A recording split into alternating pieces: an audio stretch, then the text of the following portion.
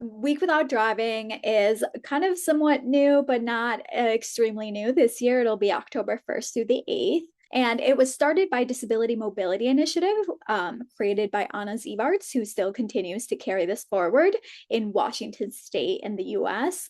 And really, it was to basically make the decision makers in Washington to understand what the lived experiences of non-drivers were. And we specifically focus on non-drivers as people who cannot drive. We also obviously acknowledge that there are people who choose not to drive. But this specific work that we're doing focuses on some of the challenges that people who either are disabled, have aged out of driving, are too young to drive, don't have a driver's license, maybe they're in a cart deficit household, whatever it is.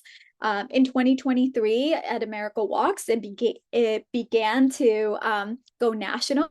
That's where I started the work, and it's continuing forward. At Nondrivers Alliance. That's the organization I'm with with Anna Zevarts now. And when we talk about non-drivers, specifically in the US, they make about a third of the US population. A lot of people, especially because they think, wow, like the US, it's so big and there's always like a lot of driving.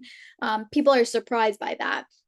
A lot of this data comes from people who are low income. Maybe they can't afford to have a car, or they can't afford to maple. And at some point, and one thing that we like to remind everybody is we're all born non-drivers, right? So everyone at some point in their life is a non-driver.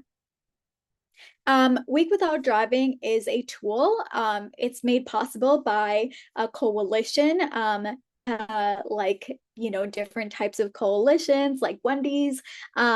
And the big things that we focus on are our values, which are awareness, equitable transportation, and justice. The big thing is we try to spread awareness that everybody deserves the freedom to get around and be part of their community. And those people who use the train or bus, walk, bike, use mobility devices, anything like that, they know better than any of us what it is like to experience the street in that way. And so they need to have a seat at the table. And also justice. Some people can get around easily while others are often left behind, especially here in the US. And we want to make sure that those who are left behind, especially along racial and economic lines, and those with disabilities have a say in the way our transportation system is formed. So when I talk about Week Without Driving being a tool, we're often talking about engaging elected officials. Maybe you've never written to an elected official. Maybe you've only spoken to an elected official once. So this is a time to build those relationships. We also want to spread awareness around transportation access, specifically highlighting maybe where there's gaps or where there could be better ways to actually connect our systems. We also want to diversify engagement in transportation space. We really want to move the narrative on, especially in the US, that everybody drives, right? Here in the US, everybody is like, oh, we don't even think about that. Everybody drives. And that's not true. And so we want to shift and move that narrative. And some of the things that we're working towards policy is create a firsthand experience that helps you or helps people who engage in it to create an ask. Maybe you ask an elected official to participate, and that elected official does, and then you can say, well, we would like to propose that there's more funding around bus shelters.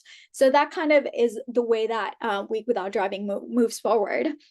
Coalition members, especially what we call community leads, so Wendy is a community lead, can use Week Without Driving to support their initiatives, whatever initiative that may be.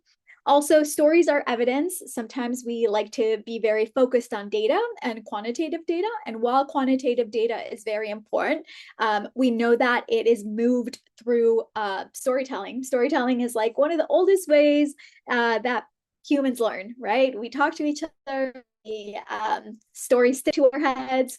Sometimes when you pair data and stories, that's actually remember. And so that's one of the big things that we're working towards. Policymakers, decision makers, build political will, so bring in voices that aren't usually at the table, and make sure that this is locally driven, right? And like I said, in the US, we're specifically focused on a collective action to change the narrative in the US, or the national narrative that, everyone drives. In 2025, that was our third year going through this nationally, and actually more international now that we have people like Wendy. We also have some people in Canada, and then a couple of others that have reached out in Europe, and in Mexico and Ghana, who've also reached out. So it's kind of growing. But we had over 700 co-hosting our community lead organizations from all across 50 states and 14 international communities. We've also had 1,000 elected and public officials. So those are the decision makers. We've had thousands of community members. So those are people who maybe they aren't, with an organization, but they're just wanting to try it for themselves. Often we hear the stories of, oh, my mom's a non-driver and I wanted to try this out. And so that's kind of how we get community members. And then also we have lots of media reach through articles and through different like social media posts and things like that. And why does it matter now? We want to elevate non-driver voices. We also want a reason to convene people, to bring people together. We also want to bring others from different campaigns. So like maybe affordable housing, maybe people are working on climate, and to understand how transportation intersects with all these different things. We also want to diversify funding and sponsors in transportation. It's something that here in the US is severely lacking. And again, we want to generate coverage and storytelling opportunities. And so some updates in 2026, we have expanded, like I said, more internationally. I know Wendy has helped a lot with that and has been doing some great work, and you're going to hear about it next. We are doing a little bit more targeted growth in specific areas in the US. And we're also planning on doing some award ceremonies. So hopefully getting people to actually share their stories. And then we're going to award them something for being part of this. And then also we're hoping to get more events. So diversifying events and seeing how many elected officials, public officials we can actually engage. So thank you so much. My name is Ruth. My email is there in case you have any questions. I know we're in very different spaces, but it's been great to, be here and connect with you all. Good morning, everyone. I'm Wendy Nash from Get Around Caboolture here on Gubbi Gubbi country in Queensland in Caboolture. I'd like to acknowledge elders past, present and emerging, and communities who have navigated connection, movement and country without cars long before this campaign or cars even existed. Thank you to Morris and Raquel for the invitation to speak today, and to Ruth Rosas for her incredible work leading the Week Without Driving globally. I join, as you've just heard, Ruth's online catch-ups at 4 a.m. Brisbane times, which is very early and slightly unhinged, but I would genuinely encourage everybody, where possible, to join them. They've been thoughtful, practical, and deeply grounding conversations, and it's great to connect with people who are thinking just like you and want to create change. And a huge thank you as well to our volunteers, experts, and community members whose generosity, lived experience, and support shape this presentation today and our work every day. I would not be here without your invaluable contributions. I want to start by asking you to picture something. You're a university student living an hour away from campus. Every Wednesday night, your dance training finishes at 9 p.m. in the city. Getting there isn't too difficult. It's peak hour, the buses are frequent, the trains are running regularly, the city feels really connected. But then class ends, it's 9 p.m. now, peak hour is over, you miss one connection by seconds. You can see it going, just leaving the platform. And suddenly you're waiting 20 minutes alone on a platform. and then another 20 minutes for the next transfer. And then you realize the final bus to your street has already stopped running. So you walk 18 minutes alone in the dark every single Wednesday. And eventually you start wondering if you're the problem. And that's what inaccessible systems do. They make people internalize barriers that were never designed with them in mind. The problem isn't the person, the problem is the system. This story is just one example, but it reveals something much bigger.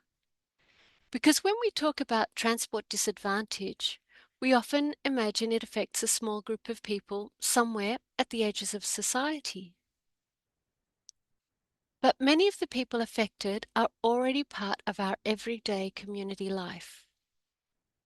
Students, young people, parents, older residents, people recovering from injury, people with disabilities, people priced out of car ownership, shift workers,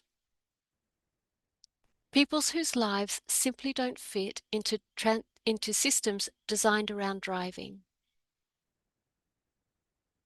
And often we don't fully see these experiences, not because they are rare, but because exclusion itself makes people less visible. Fewer connections, fewer opportunities, fewer chances to participate. Sometimes people disappear from community life not by choice, but by design. When we talk about transport, we often talk about congestion, or commute times, or parking. But for many people, the question is much more fundamental. It's, can I participate in society at all? Because mobility shapes access to education, employment, healthcare, safety, independence, and community. And when transport systems fail people, participation starts becoming a privilege instead of a right. For some people, we know driving isn't an option because of disability, or age, or cost, or simply because life circumstances never made it possible. And in communities like Caboolture and the wider Moreton Bay region, these experiences are far more common and far more interconnected with everyday life than we often realise.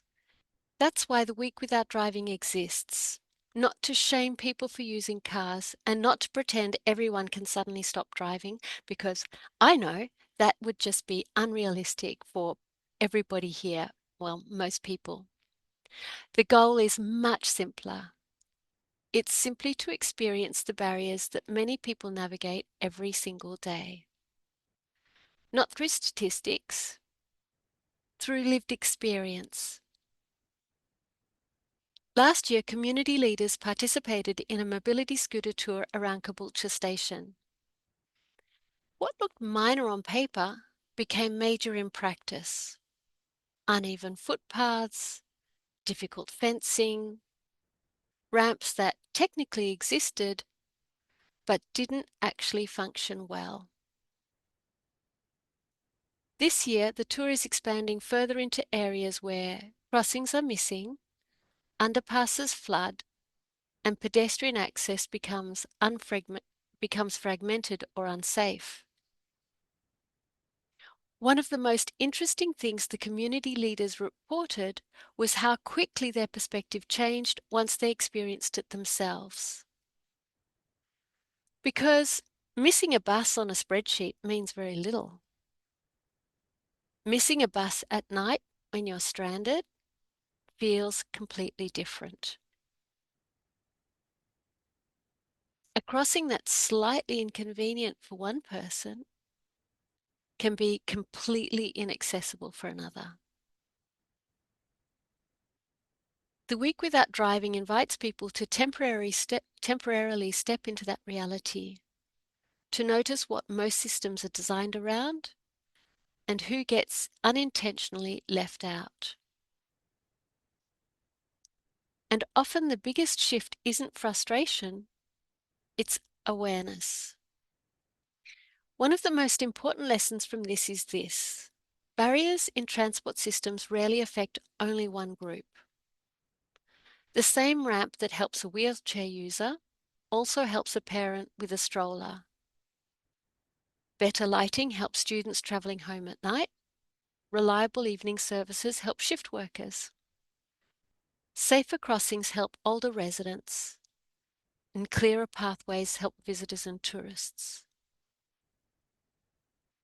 And often the people most affected by inaccessible transport aren't separate from the mainstream. They are the mainstream. They're students trying to get home safely, parents navigating prams, older people staying independent, workers finishing late shifts, people recovering from illness or injury like Kim, community members whose lives become smaller when movement becomes harder. And when we design systems around a broader range of human realities, not just the easiest or most visible ones, cities become more connected, more resilient, more livable, and easier for everyone to move through. When transport works for people who can't drive, it works better for everyone. So what can we actually do? First, experience it. Try one day without driving. Take public transport, not for a commute, but for another reason. Walk a footpath or an area that you don't normally. My favourite, borrow a mobility scooter. Notice what works and what doesn't. Second, listen earlier. If you're a transport planner, bring lived experience into conversations before decisions are finalised, not afterwards. And third, recognise that accessibility is not a niche issue. It shapes whether people can participate fully in community life. And when we understand those experiences better, we make better decisions for everyone. Somewhere in our community right now, someone is calculating whether they can safely get home tonight, whether they can accept a job, whether they can get to an appointment, whether they can stay connected to education, friendships, or community life. Not because they lack motivation, but because movement determines opportunity. The week without driving gives us a chance to experience that reality together and to build communities where participation isn't dependent on owning a car. Because when transport works for people who can't drive, it works better for everyone. Thank you.